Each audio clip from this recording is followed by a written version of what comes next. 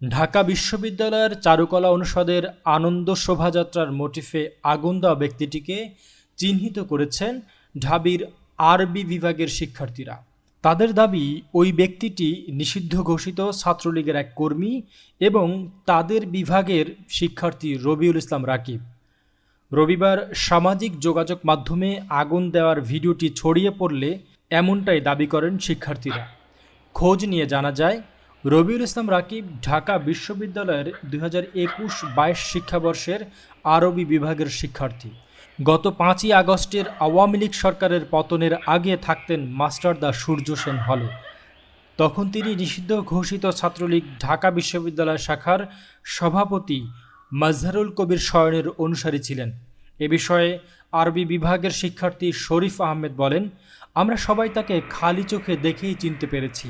সে কয়েকদিন আগে 71 হলের সামনে এসে ছাত্রলীগের স্লোগান দিয়ে চলে গেছে এবং প্রকাশ্যে পোস্ট করেছে। এ বিষয়ে জানতে রবিউল ইসলাম রাকিবকে একাধিকবার ফোন করা হলেও তাকে ফোনে পাওয়া যায়নি।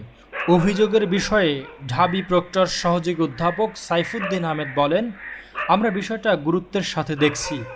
আমরা বিভিন্ন মাধ্যমে জানতে পেরেছি, এখন তদন্ত চলছে। বেলাল হোসেন রবি, HR নিউজ।